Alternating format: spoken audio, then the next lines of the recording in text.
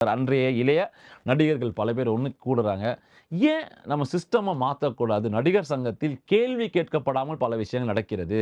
விஜயகாந்த் காலத்திற்கு பின்பாக சரத்குமார், ராதாரவி போன்றவர்கள் இருக்கக்கூடிய காலகட்டத்தில, நாங்க கேள்வி கேட்டா பதில் சொல்லுங்களேன். என்னங்க உங்க பிரச்சனை? அப்படின்ற மாரி ஒரு சிக்கல் ஆரம்பிக்குது. அது என்னமோ உலகப்போர், China, India India, Pakistan border வாரெல்லாம் தாண்டி தலைப்புச் செய்திகளாகவும் ஒரு அப்பதான் இன்டர்நெட் ஸ்லோவா பூம் ஆகக்கூடிய அந்த காலகட்டம். கூடவே கார்த்தி போன்ற நடிகர்கள், சூர்யா ஃபேமிலி அதுக்கு குரல் கொடுக்க, இப்படி கருணாஸ்ன்னு பல பேர் சேர, தங்களுக்கு தலைமையாக நாசர் அப்படின்ற ஒரு இடத்துல கொண்டு வராங்க. இவர்களை நீக்கும் சரத்குமார் அப்படின்னு பல பிரச்சனைகள் இருக்குது. பொதுக்குழு பரபரப்பா பேசப்படுகிறது. ரொம்ப வருஷமா இருக்கக்கூடிய அணி நாங்க தாங்க நடிகர் சங்கம் பட்டா போட்டு உட்கார்ந்துட்டு இருக்காங்கன்னு சொல்லக்கூடிய சரத்குமாரை எதிர்த்து புதியவர்களாக களம் காணுறோம் நாங்க அப்படின்னு கிட்டத்தட்ட மணிரத்னம் படத்துல வர மாதிரி ஜனகணமனன்ற ரேஞ்சில் இவங்க பல ஒரு பர்முடேஷன் காம்பினேஷன்ல களமிறங்குறாங்க. விஷாலை முன்னிறுத்தி அஃப்கோர்ஸ் நாசர் முகமாக இருந்தாலும் விஷாலை முன்னிறுத்தி விஷால் கேட்கக்கூடிய கேள்விகள் அவர் கொஞ்சம் எமோஷன் ஆவாரு அந்த காலகட்டங்கள்ல கோபம் வரும் பட்டு பட்டுன்னு பல விஷயங்களை பேசுவார். இதனால பல சிக்கல்களையும் அப்ப சந்திச்சாரு.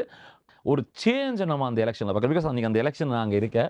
வாழ்க்கையில நடிகர் சங்கத்துல மொத்தமே 1000 சொச்சம் வாக்காளர்கள். இது என்னடா காலைல 8 மணிக்கு வந்து 12 மணிக்கு ஒரு பிளாட் அசோசியேஷன் எலெக்ஷன் மாதிரியான விஷயத்த விடிய விடிய லைவ் கவரேஜ் பண்ணி பரபரப்பாக்கி நடிகர்களை அள்ளி அள்ளி கூட்டு வந்து தேவையில்லாத ஒரு இண்டிவிஜுவல் கான்ட்ரோவர்சியை கிரியேட் பண்ணி அன்னைக்கு வந்து வாழ்ந்தாங்க ஒரு 3 நாட்கள் செய்தி பசியில இருக்கிற பல பேர்னு சொல்லலாம்.